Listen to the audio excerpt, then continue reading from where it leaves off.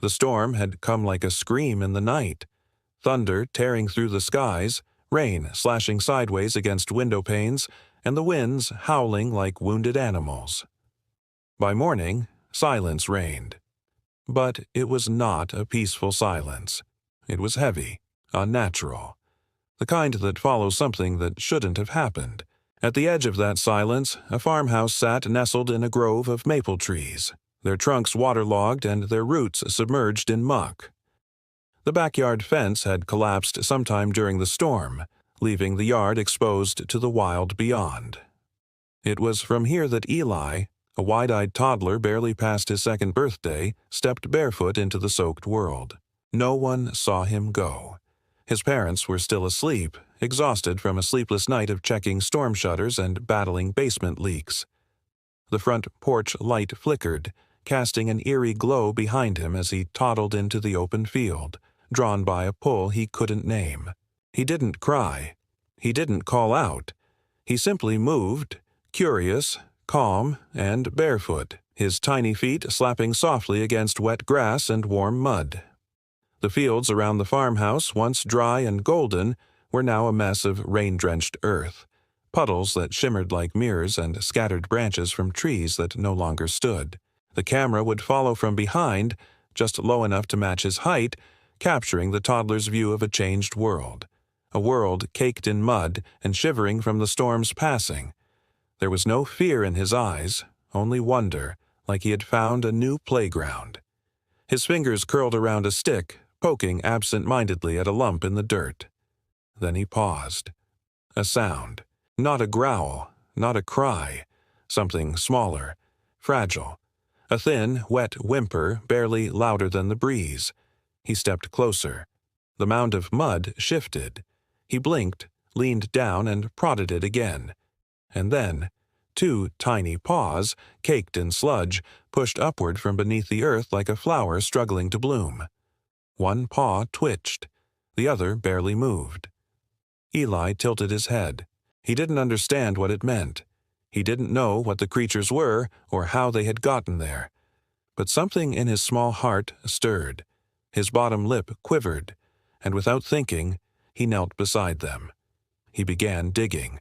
His fingers were slow at first, unsure, but as he pulled clumps of wet soil away, he revealed the soft shape of fur, a small snout, a matted ear, another paw trembling weakly in the muck.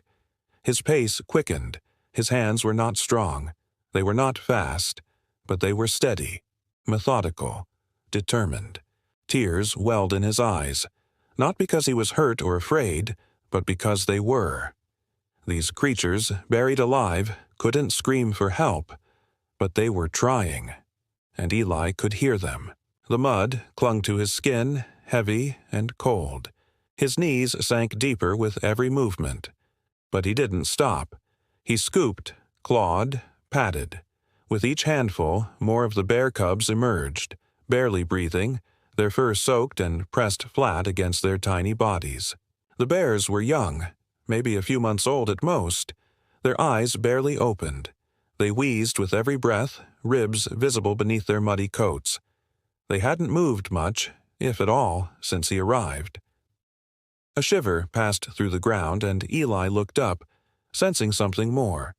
There was a silence here that didn't belong. A missing. He looked around. The trees bore signs of struggle, scratches high on trunks, freshly disturbed branches, claw marks in the dirt. The kind only a mother bear could leave in panic. There was desperation in the way the soil was turned. She had tried to dig them out. She had fought. She had bled. But she was gone. Perhaps poachers scared her off. Perhaps the rising waters separated them. Or worse, Eli couldn't know that. But the absence echoed in his chest. He looked back at the cubs. One coughed, barely, and Eli flinched. His lip trembled again. He reached forward and placed his tiny palm on the cub's head. The motion was awkward but gentle, a child's instinct to soothe. They needed help, real help. But no one had followed him. No one knew he was here. He glanced back the way he came. The farmhouse was long out of sight. The world behind him was mud and water and broken branches. The world ahead was unknown. He stood, covered in grime from head to toe. Clutching the weaker of the two cubs against his chest with clumsy arms, he looked like a ghost child, dragged from a nightmare and placed in reality. He turned. The second cub, barely conscious, twitched beside his foot. Eli hesitated, then stooped, wrapping one arm around the first cub and grabbing the second by the paw. The cub's leg slid through the mud as Eli took a step. The weight was too much, but he didn't stop. He grunted, stumbled, but didn't cry. He kept walking, one cub in his arms, one dragging behind, and no idea where he was going, only that they had to go somewhere. The camera would pan out now, pulling higher, revealing the boy's tiny form moving slowly across a sea of mud and ruin, bearing more than a child should. And still, he didn't cry. He just walked. Cut to black. Eli's tiny legs wobbled as he moved forward, one foot sliding through muck, the other barely lifting. He cradled the smaller cub in his arms, holding it awkwardly against his chest, while the other, heavier, barely conscious, was dragged behind by its paw. The cub's leg left a wavering track in the earth behind them, almost erased with every rainfall. His arms trembled, not from fear, but from weight, effort, determination. Eli was only a toddler, no more than 26 pounds of baby fat, scraped knees, and unspoken words. But he carried something far heavier, the lives of two fragile beings. His breaths came in tiny bursts, lips parted, mud crusted on his cheeks, his nose running from the cold. But every few steps, he stopped. He'd kneel down awkwardly, shifting the cub in his arms to check on the other one. His little fingers would reach out to nudge its ear or brush the mud from its face. The bear barely responded, but it was breathing. That was enough. Then, slowly, he'd stand again, his knees unsteady, and he'd continue. Above, the clouds began to roll again, darkening like a curtain preparing to drop. The morning had offered a thin sliver of calm after the storm, but now that mercy was closing. The first drop struck his forehead like a warning. Then came another. Within seconds, the sky cracked open again, and rain returned. Not soft or steady, but vicious. It pelted the world in sheets, slapping against leaves, bouncing off puddles, and turning the ground into a churning soup of earth and water. The trail ahead, barely visible, now became a maze of many rivers and sinking pits. Eli's bare foot slipped. He fell hard, forward, face first into the mud. His small body hit the ground with a thud that echoed louder in the silence of the woods than it should have. The cub in his arms rolled from his grip. The one behind him was already still. For a long moment, Eli didn't move. His face was half buried in the ground. A small trickle of blood dripped from his lip where his tooth had bitten into skin. His eyes fluttered, blinked. He pushed up. Mud streaked his cheeks. Blood mixed with rain. But still, he didn't cry. Instead, with a grunt far too old for someone so young, he crawled forward, scooped the cub back into his arms, and reached behind him for the other. He stood again. Every step after that was slower, stiffer, but the same purpose carried him. And then, something in the distance. A bark, high-pitched, sharp. It echoed once, then again, bouncing off the trees. Eli stopped. Another bark. Closer now.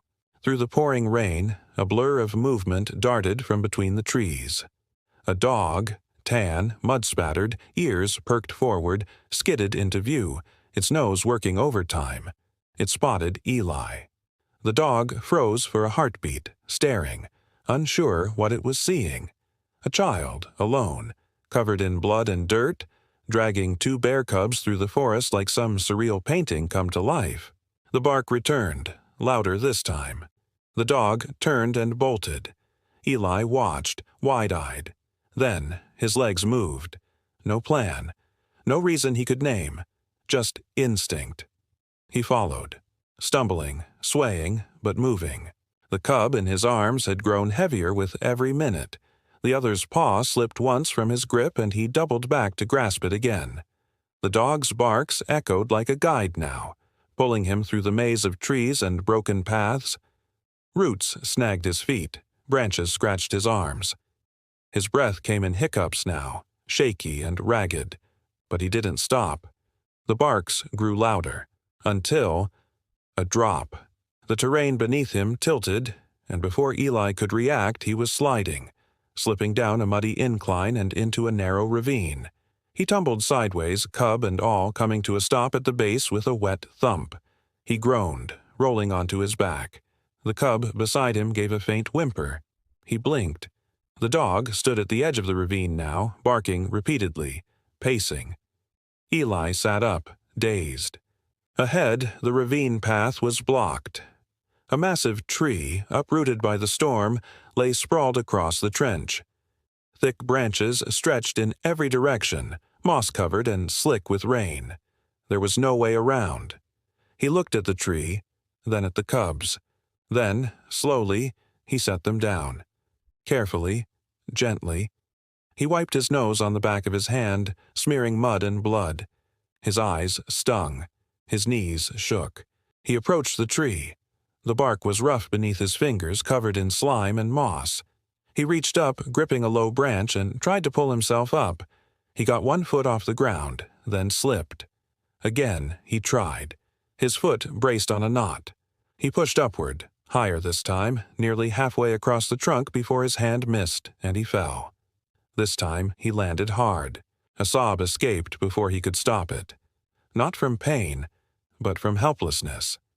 He rolled onto his side, curled slightly, and covered his face. His shoulders shook. Behind him, the cubs lay motionless. The rain didn't stop. The world didn't pause.